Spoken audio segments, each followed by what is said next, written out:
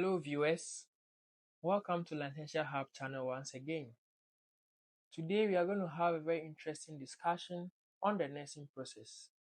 I'll urge you all to sit back, relax, and enjoy the episode.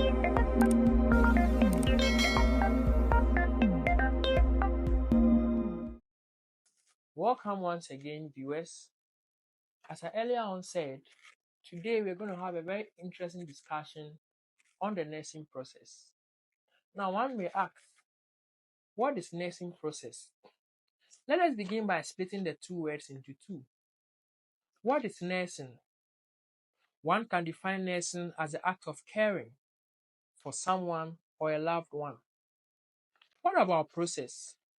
Process is simply an English word that simply spells out the ways in which things are done. And let's blend the two words together. Nursing process. This should simply tell you that you don't just stand up to care for someone. We have ways or various steps that we go through in rendering that care to the person. Therefore, nursing process spells out the systematic processes or the systematic steps that one go through in delivering care to patients in a healthcare facility. Thus, nursing process. This process is made up of 5 major steps, which you can use the acronym ADPIE. A-D-P-I-E, ADPIE, where the A stands for assessment, the D stands for diagnosis, the P stands for planning, the I stands for implementation, and the E stands for evaluation. Always think ADPIE when you are thinking nursing process. A for assessment, D for diagnosis, P for planning, I for implementation, and E for evaluation. Now this boils down to for us to discuss in this episode 2 major aspects of the nursing process. And so in this episode, we are going to discuss more of the assessment phase and the nursing diagnosis phase. And so sit back, relax as the story unfolds. One may ask, what is the assessment phase made up of? In the nursing process, the first step a nurse goes through is the assessment phase. What does this entail? The assessment phase entails the gathering of data from the patient. This data gathered will help the nurse plan out the care that he or she will subsequently give to this patient. The assessment phase involves collecting history from the patient, i.e., where the patient lives, the patient age, where the patient went to school, or what the patient does for a living as an occupation, and also soliciting data about potential problems or actual problems the patients might be having. Together during the assessment phase, the nurse also does various examinations, which we call the physical assessment, to also ascertain certain problems that the patient can be facing. In the physical assessment phase, you have the inspection, you have the palpation, you have the percussion, you have the auscultation. This is what the nurse uses as physical assessment in the assessment phase of the patient. Now let's quickly talk about the history taking. Why is history taking very important in the assessment phase of nursing process? In the history taking, the nurse tends to spell out or finds out where the patient comes from, i.e. the geographical location. For instance, if I'm nursing a patient who I suspect malaria in this patient, the geographical location will give me a clue as to why this patient is having malaria. And therefore, I can educate the patient on how to prevent him or her from getting malaria when he goes back into the community. And hence, the geographical location in the history assessment is very vital to the assessment phase of the nursing process. Now, there are types of data gathered during the assessment phase. We have something we call the objective data and the subjective data. Objective data and subjective data. In the assessment phase of the nursing process, it is very vital and crucial for the nurse to pay attention to these 2 types of data. When we talk about objective data, these are data that is measurable, factual in nature, and is from the point of the nursing of the nurse or medical professional.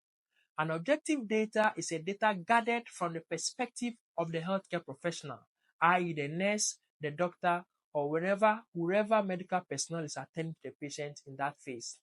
They are measurable and factual. Always remember, objective data are measurable and factual. Examples include body temperature, blood pressure, oxygen saturation. These are measurable and they are fact. For instance, if a patient has high body temperature, how will I know? It's by using a thermometer to check for the body temperature. Therefore, we say objective data are measurable and factual. On the other hand, subjective data refers to data or complaints that the patient tells you, or in other words, they are from the patient point of view. For example, patient complain of pain. It is a subjective data because the patient is rather reporting that symptom to you. So subjective data are more of symptoms, whilst objective data are more of signs. Example, the patient can tell that, oh, I feel itchiness. That is a subjective data because it is from the patient point of view. So the primary difference between an objective data and subjective data, which is relevant to the assessment phase, is that the objective data are mostly what the healthcare professional sees happen to the patient, and they are measurable and factual. While the subjective data, they are not measurable, but they are from the patient point of view. This forms the assessment phase of the nursing process. During this assessment phase also, the patient or the nurse has to find out the patient problems. And so when it comes to the problems, we have two major types of problems that the patient has. Actual problems versus potential problems. And we'll look at what that means briefly. When we say actual problems, these problems are existing or they exist, whilst potential problems are likely to happen in the nearby future. For example, an actual problem can be patient has high body temperature. That is a fact because I have measured the temperature and I've realized that the temperature is high, for example, 39 degrees Celsius. That is an actual problem existing. Therefore, I must tackle it quickly. On the other hand, a potential health problem has not yet occurred, but there are certain things that will show or that are showing that if we don't take time, it will likely arise. For example, a patient with stroke who is bedridden. We know that when a patient is bedridden, he cannot be moving actively, and so he's at risk of developing pressure sore. This is a potential product can occur, and so the nurse must note that during the assessment phase, you have to fish out for actual problems and potential problems so that you can also plan accordingly in respect to all of them. On the face of the nursing care plan, we have patient problems, and we have the allergies, we have the strength. Let's look at what a patient problem is. Patient problems that we discuss can be actual or potential. In writing patient problems, you must write in a sentence form. For instance, if I am assessing a patient and I realize the patient has high body temperature, it is wrong for you to just write high body temperature. Instead, put it in a sentence. For example, patient has high body temperature of 39 degrees Celsius. If you just write patient has high body temperature, that will be marked wrong. What is showing that the temperature is high? You must state that into brackets. So patient has high body temperature into bracket 39 degrees Celsius, or patient has high body temperature of 39 degrees Celsius. If you are writing a problem of pain or wound, you must state the location of the pain or the wound. For example, patient complains of chest pain, patient complains of headache, patient complains of abdominal pain. These are correct ways of writing patient problems. If you go and write patient has pain, you'll be marked down because you have not stated the location of the pain. And so with the wound or with assessment that has to do with location of problems, let us try as much as possible to state the location of these problems. When it comes to patient strength, you must always remember that your patient problems must correspond with the patient strength.